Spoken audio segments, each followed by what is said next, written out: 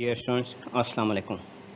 Welcome to the course of Data Structure and Algorithm, CS 211. I am Dr. Zishan Iqbal, Assistant Professor in Institute of Computing. Today is lecture number 19 and we will be exploring about new data structure called queue and its operations.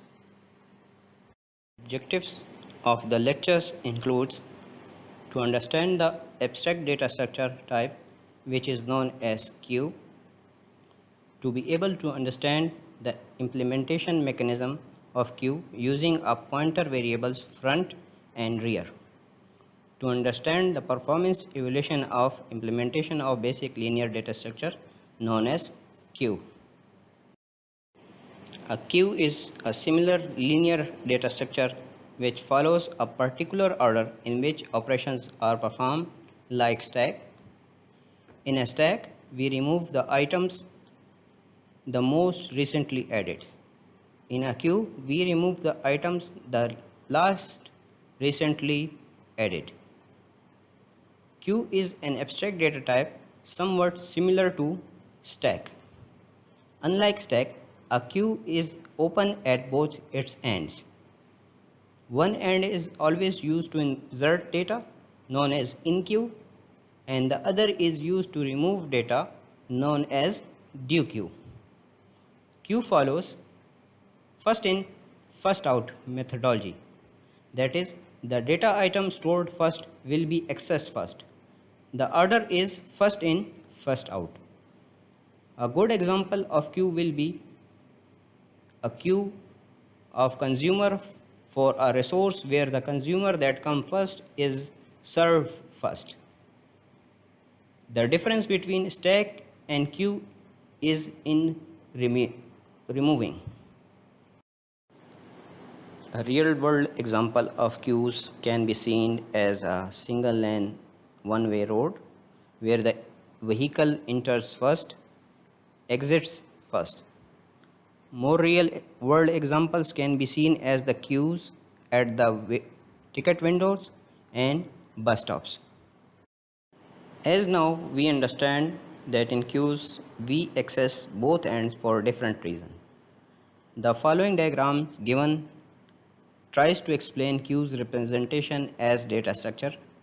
As in stacks, a queue can be implemented using arrays, linked list, pointers, and structures.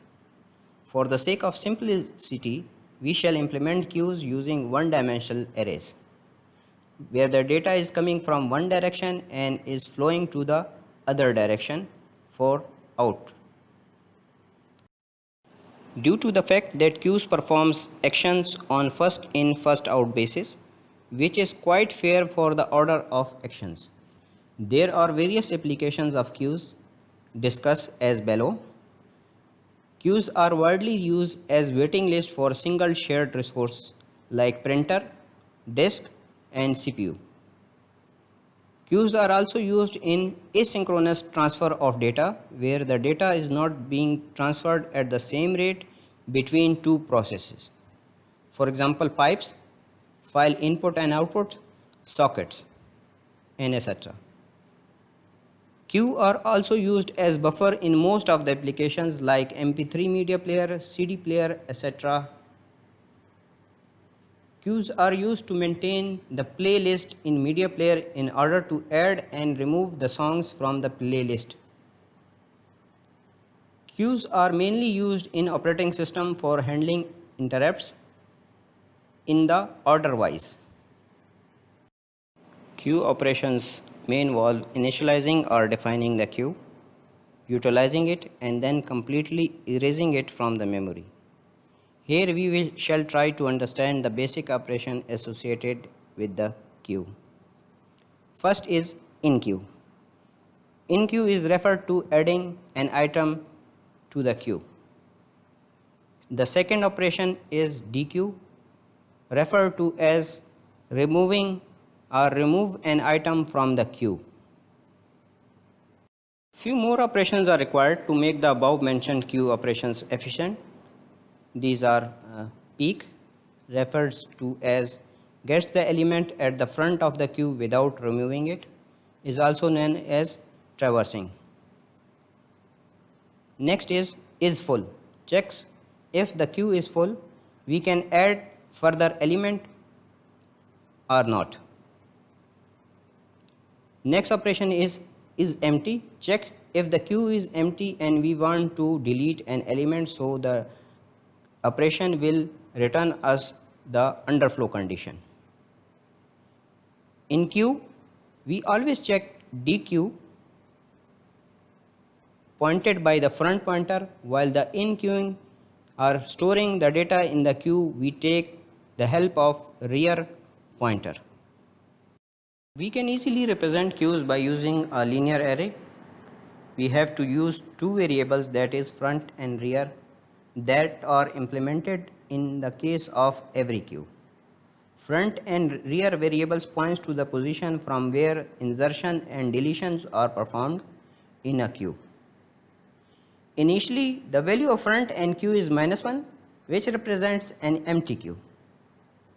Array representation of queue containing 5 elements along with the respective values of front and rear is shown in the next slide. Here, array representation of a queue containing 5 elements with the respective values of front and rear is shown in the displayed figure. The above figure shows the queue of characters forming the English word hello. Since no deletion is performed in the queue till now, therefore the value of front remains 1, while the value of rear will be 4. In insertion of a queue, the value of rear will be increased by 1 every time an insertion is performed. After insertion an elements into the queue shown in the figure, the queue will be looking something like the following. The value of rear becomes 5, while the value of front remains same.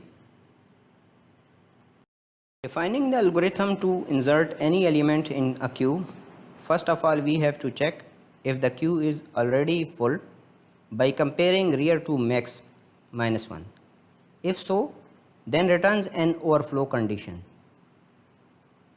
If the item is to be entered as the first element in the list, in that case, set the value of front and rear to 0 and insert the element at the rear end.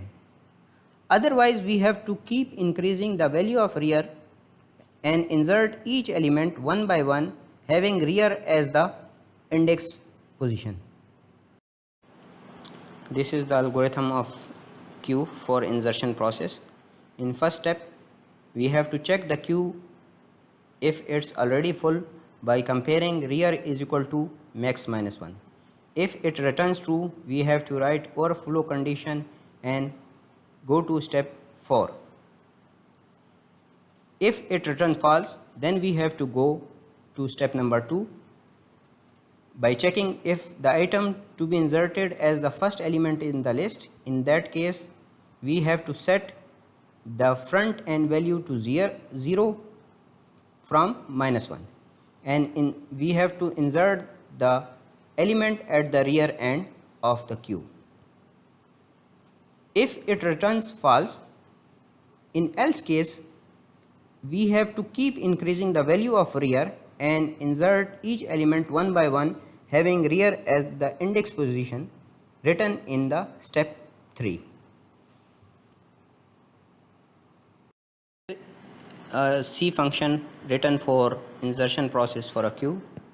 We can see that a first statement, if statement, contains the checking condition for overflow. If it returns true, we have to print the overflow condition.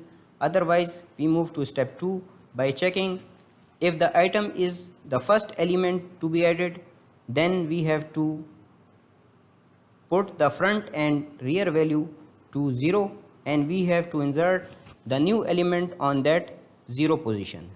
Otherwise, in last else case, we can see that we have to keep on increasing rear position by 1 and we have to add the element on that rear position by queue of rear is equal to item.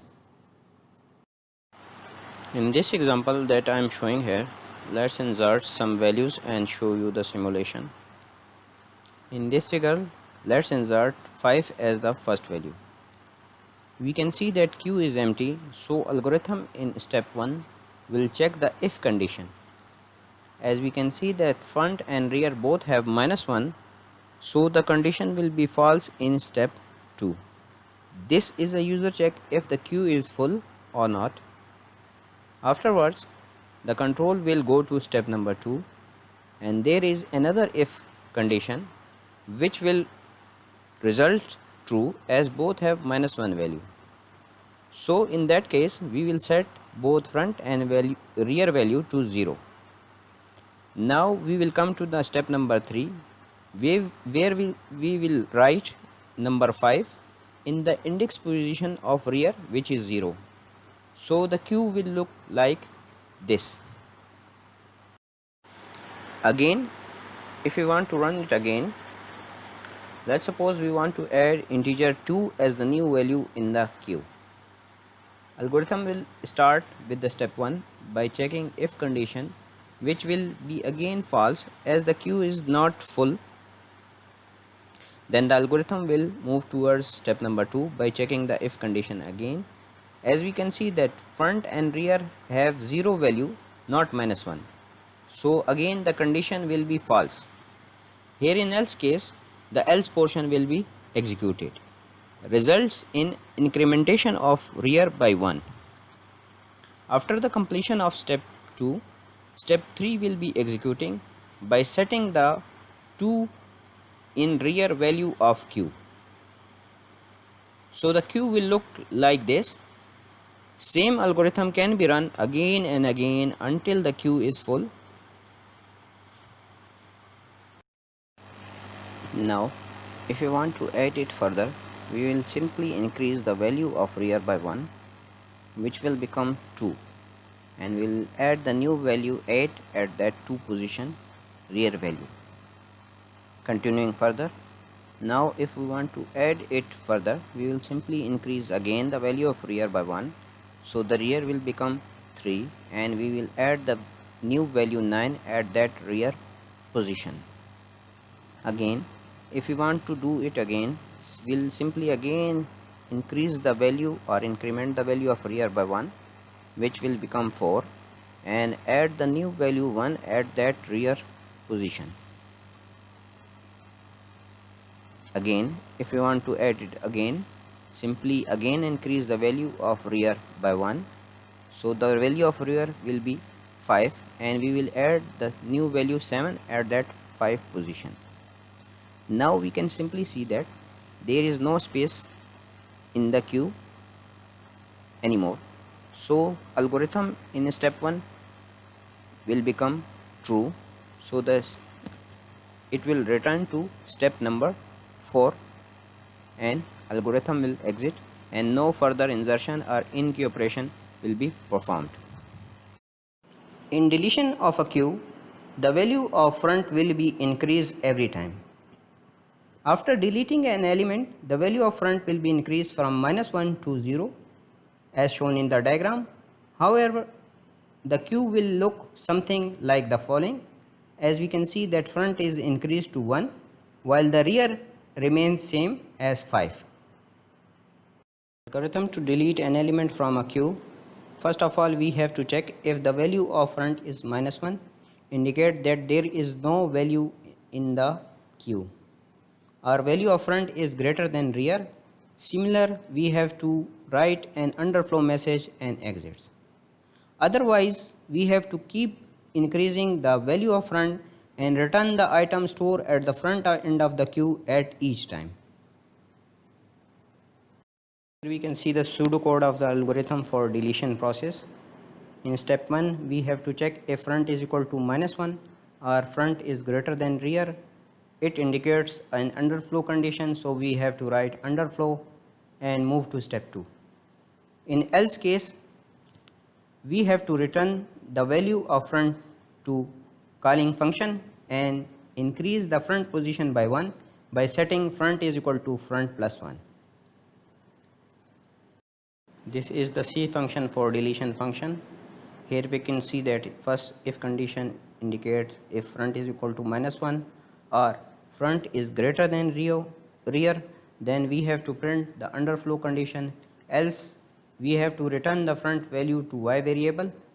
Next, we have to check if we are deleting the last element, so we have to check front is equal to rear. If it returns true, then we have to assign the front and rear -1. Else we have to keep on increasing front is equal to front plus 1. In the end, we have to return the y value which was assigned the q of front value to the calling function. In the end, I want to thank you all. You can ask any question on the KCMS platform directly.